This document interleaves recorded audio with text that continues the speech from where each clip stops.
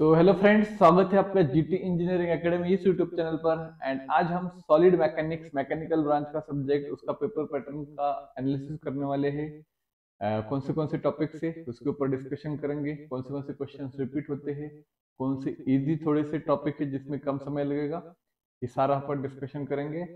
And अगर आप video पे नए हो तो अपने दोस्तों के साथ शेयर करो, सब्सक्राइब करो। एंड बाकी अभी वीडियो को स्टार्ट करते हैं। सो यहाँ पे आप जैसे देख पा रहे होंगे तो 4 यूनिट होते हैं आपके एंड सेम के लिए, यूनिट नंबर 3, 4, 5, 6।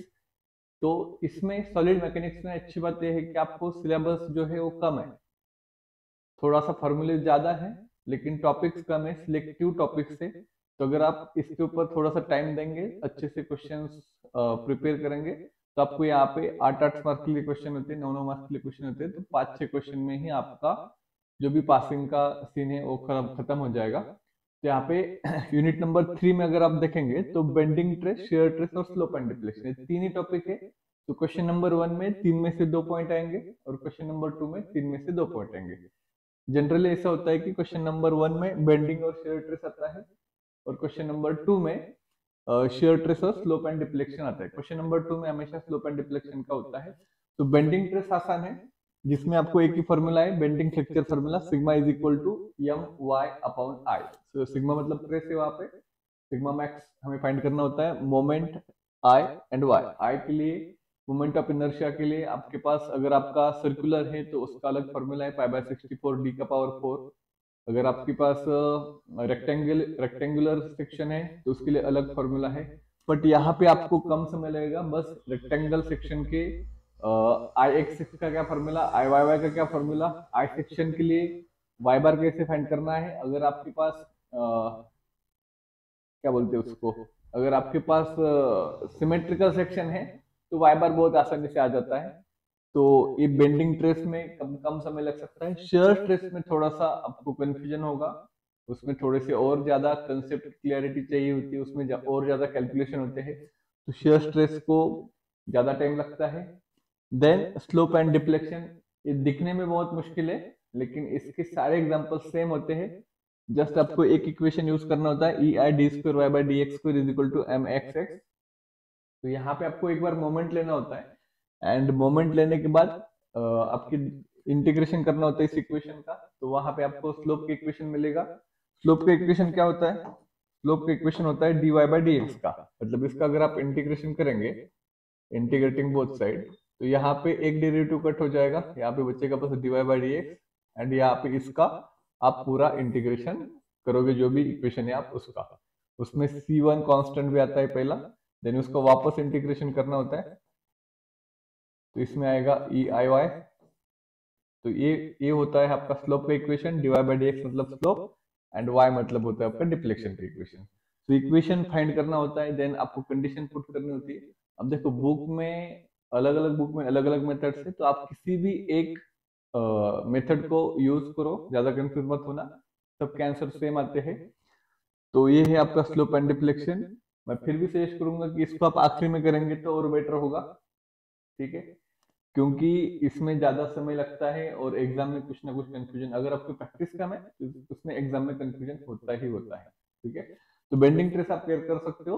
इसमें 3-4 कंडीशन होती है मोमेंट की, कभी कभी मोमेंट गिवन देते हैं, कभी कभी नहीं देते। तो इसमें आपकी कंडीशन होती है, अगर यूडीएल है, सेंट्रल लोड है, सिंपली सपोर्टेड है, उसके साथ यूडीएल है तो अलग फॉर्मूला है, देन सेंट्रल लोड है तो अलग फॉर्मूला है, कैंटिलीवर है तो अलग फॉर्मूला है। तो इसकी 4-5 कंडीशन है बेंडिंग ट्रेस के, तो वो आप यूज कर सकते हो।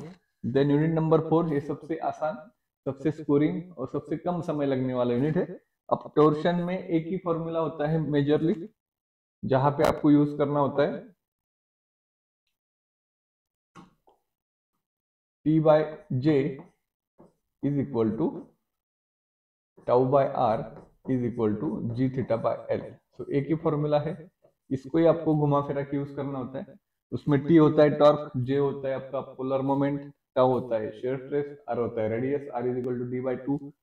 देन जी होता है आपका मॉडुलस ऑफ रिजिडिटी, थीटा होता है आपका एंगल ऑफ पिच, उसको आपको रेडियन में कन्वर्ट करना होता है, एंड एल होता है आपका लेंथ। तो इसमें से अगर ये चार क्वांटिटीज है तो उसमें से तीन की आपको वैल्यू दी होगी, एक फाइंड करना है। जनरली आपको डायमीटर फाइंड करने के लिए आता है, तो जे का फॉर्मूला आपको पता होना चाहिए।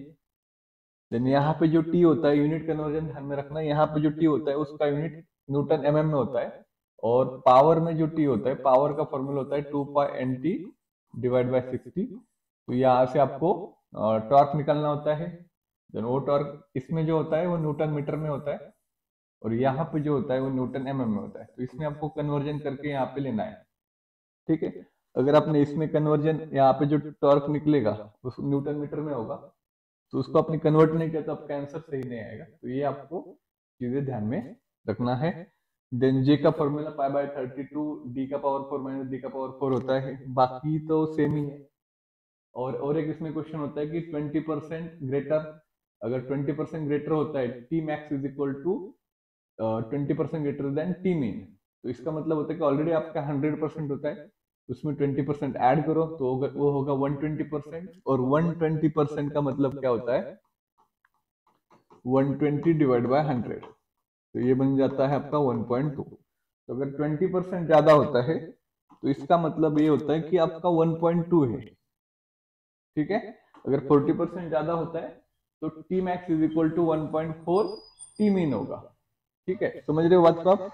देन नेक्स्ट है आपका बकलिंग ऑफ कॉलम्स। तो इसमें भी आपको ज्यादा फॉर्मूलेस है नहीं है, सिंपल सा कैलकुलेशन होता है। इसमें दो टाइप के प्रॉब्लम है, एक तो है यूलर्स वाला जिसमें फॉर्मूला है π² EI upon L bracket square.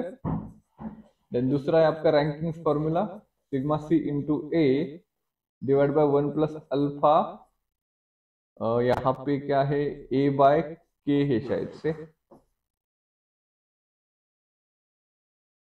L by के है।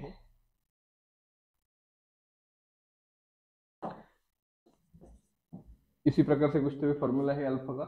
इसमें सिग्मा सी होता है क्रशिंग स्ट्रेस, कॉम्प्रेसिव स्ट्रेस भी बोलते हैं उसे। अल्फा होता है रैंकिंग कांस्टेंट, एल होता है इफेक्टिव लेंथ। तो इसमें भी आसानी से क्वेश्चन आते हैं, कभी कभी पूरा गिवन देते हैं, कभी कभी EI के वैल्यू फाइंड करना होता है। इसमें 4 कंडीशन है आपके इफेक्टिव लेंथ फाइंड करने के। अब उसमें बहुत सारे स्टूडेंट गड़बड़ करते हैं, इसको आपको अच्छे से ही प्रॉपरली प्रिपेयर करके जाना है। इफेक्टिव लेंथ क्या होगा, उसमें 4 कंडीशन है, one end both end pin और हिंज, उसमें L is equal to L रहता है, ठीक है। देन दूसरी कंडीशन होती है आपकी one and fix, both and fix. So both and fix के लिए आपको L/2 होता है। One and fix other is free, उसमें आपको 2L होता है। और one and fix other is hinge, जिसमें आपको L/√2 होता है। तो ये आपको प्रॉपरली ध्यान में रखना है। इसमें अगर गलती हुई तो आपके यहाँ पे 9 मार्क्स की कुर्बानी देनी पड़ सकती है आपको। तो इफेक्टिव लेंथ अच्छे से करना है, इसमें और कुछ नहीं है। आई के फॉर्मूला अपने इधर ही प्रिपेयर करे हैं तो मोमेंट ऑफ इनर्शिया आपको मिलेगा, ई गिवन होता है। बस आपको इफेक्टिव लेंथ पता करनी होती है एंड वहां से आपको फॉर्मूले में वैल्यू पुट करनी होती है। कभी कभी ये दोनों भी पूछते हैं, कंपेयर करो तो दोनों भी आपको क्या करना होता है, दोनों की वैल्यू निकाल के P/PR दोनों का रेशियो निकालना होता है। तो ये सबसे ज्यादा स्कोरिंग, सबसे ज्यादा कम समय लगने वाला और इजी क्वेश्चन होते हैं टॉर्शन में और बकलिंग ऑफ कॉलम्स में। देन आपका प्रिंसिपल ट्रेसेस यूनिट नंबर 5 भी अगर आप देखेंगे तो उसमें कैलकुलेशन मतलब एग्जाम की लेंथ बड़ी है लेकिन फॉर्मूले सेम है। प्रिंसिपल ट्रेसेस निकालने होते हैं हर इसमें sigma P1 sigma P2 and maximum share trace tau max. And theories of failures, इसमें तो सबसे आसान क्वेश्चन होता है, बस एक ही फॉर्मूला है। उसमें कभी कभी मोमेंट, ट्विस्टिंग मोमेंट T और बेंडिंग मोमेंट M दोनों भी गिवन होता है, बस आपको वैल्यू पुट करना होता है और डायमीटर निकालना होता है, ठीक है। तो ये आसान क्वेश्चन, इसके अगर आपने 3-4 भी क्वेश्चन कर लेना तो इसमें आपको मिल जाएंगे मार्क्स। इसमें मोर सर्कल का भी होता है, तो वो भी आप, अगर आपको ग्राफिकल मेथड से जाना है तो ग्राफिकल मेथड का भी क्वेश्चन 12 मार्क्स के लिए आता है, कभी 10 मार्क्स के लिए आता है। अगर आपका उसका अच्छा प्रिपरेशन था वो भी कर सकते हो।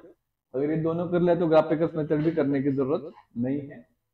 तो प्रिंसिपल ट्रेसेस, अब इसमें थ्योरीज ऑफ फेलियर में अलग अलग फेलियर थ्योरीज है, जैसे कि स्ट्रेन एनर्जी थ्योरी है, स्ट्रेस एनर्जी थ्योरी है, नॉर्मल थ्योरी है। तो अलग अलग क्वेश्चन के लिए आपको यहाँ पे अलग अलग फॉर्मूले है।